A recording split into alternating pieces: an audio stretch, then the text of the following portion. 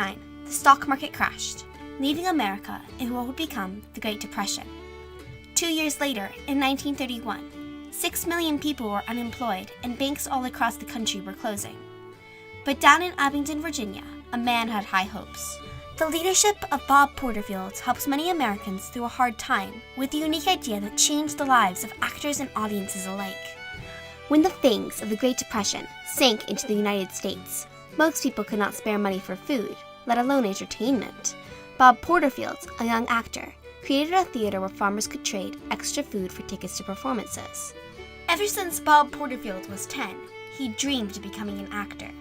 Bob Porterfield's father disagreed with his son's ambition. His father did not consider acting to be a very proper job, so he wanted young Bob to use his skills in other ways, like becoming a minister or a lawyer.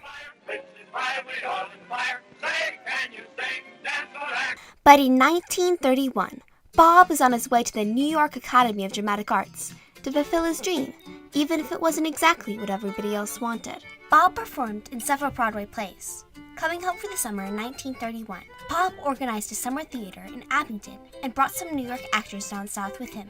He decided to put on Hay Fever. The 2 nights they performed were a success. One of the actors remembered Bob saying, after the audience kept applauding, "This could be a continuing thing." Bob Porterfield went back to Broadway after Hay Fever and noticed that even the famous shows were less popular than before. Fewer people attended the plays, and each play had fewer actors in it. Now, 3 years after the Great Depression had started, it affected nearly everyone. Unable to afford the plays, people turned to movies featuring celebrities like Shirley Temple for entertainment. It was definitely not a great time to be an actor, but Bob Porterfield had a plan. Abingdon had an abundance of food, but little money for plays. He could bring talented New York actors down to Abingdon and exchange food for plays.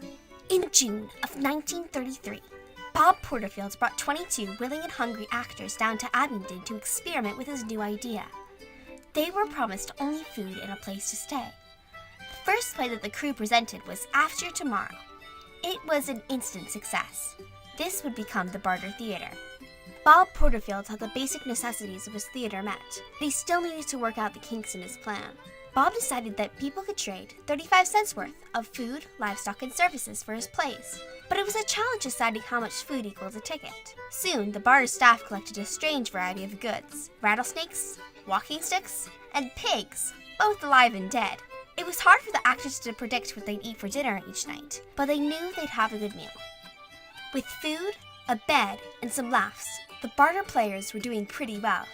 By the end of the first year, Porterfield estimated that the 22 actors gained £300 altogether, yet the entire company only earned $4.32.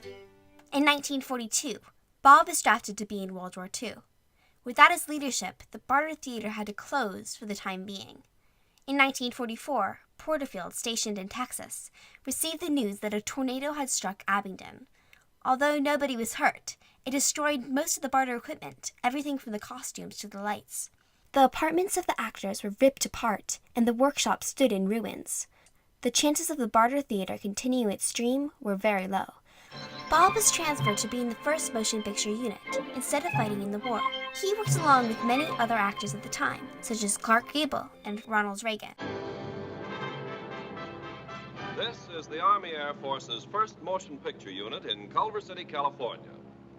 Here are produced training, operational, and inspirational films which graphically illustrate what we're fighting for, what we're fighting against, and what we're fighting with. After the war, Bob was an actor in Hollywood. Because he had been in the first motion picture unit, he could easily get small parts. His friend James Hilton, Academy Award-winning screenwriter and novelist, told him, "As long as you stay here, you're just going to be another actor. What you were doing at the Barter Theater was important. Not just to you, but to the actors you gave jobs to and the people you played to. If it were my choice, I'd want my name to be associated with the Barter, not with Hollywood." With that advice, Porterfield decided to restart the Barter Theater. He convinced the State Conservation Commission to give a grant of $10,000 to start the Barter back up. In 1946, the Barter Theater was declared the State Theater of Virginia. Bob advocated that the company should start up a touring group to perform not just in Virginia, but across the country. When the Barter Theater opened again, many actors wanted to play a part in the new State Theater. Ernest Borgnine went to Porterfield to ask for a job. The Barter Theater is really where I learned my profession, Bourdain recalls, by watching people. No disrespect to Yale University, but this is how you trained and educated an aspiring actor. Being an actor at the Barter Theater was sometimes difficult. Not only did the actors act, but they had to help make the sets and help out behind the scenes. Once, when the lead player was sick, Bob asked Gregory Peck to memorize 102 pages of script in the 24 hours before the play. Broadway actress and movie star Frances Fisher works at the Barter Theater as an apprentice. She said of the Barter Theater, "I learned a lot as an apprentice and developed my long-standing appreciation and respect for all crew. I painted scenery, put up sets, struck sets, built costumes, cued actors, assisted the director, ran props, ushered, and during my time off played poker with the actors and listened to their stories. This was all before I went to New York City. Apprenticing was a great way to learn theater before hitting the city."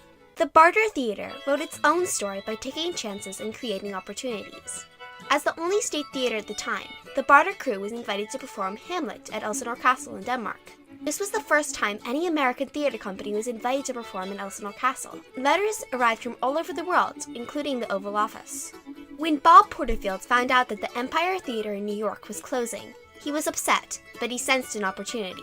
Porterfield made a deal with the officials that if he could remove the useless items in the old theater in 3 days, he could keep them. He frantically brought up help and took everything from the rugs to the chandeliers. You can still see the chandeliers in the Barter today. Bob died at the age of 65 in 1971. Hundreds of people attended his funeral, and President Richard Nixon called his widow personally to express his condolences.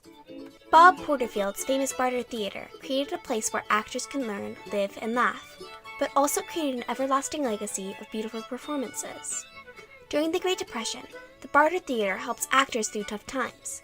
But little did Porterfield know that he had created something that would last far longer than the Great Depression. Barter is special because it has this commitment to high-quality theater, but it's embedded in this Southwestern Virginia community. It doesn't think of that, the Southwestern Virginia community as like less than being in, say, a big city or being in a city up north like New York.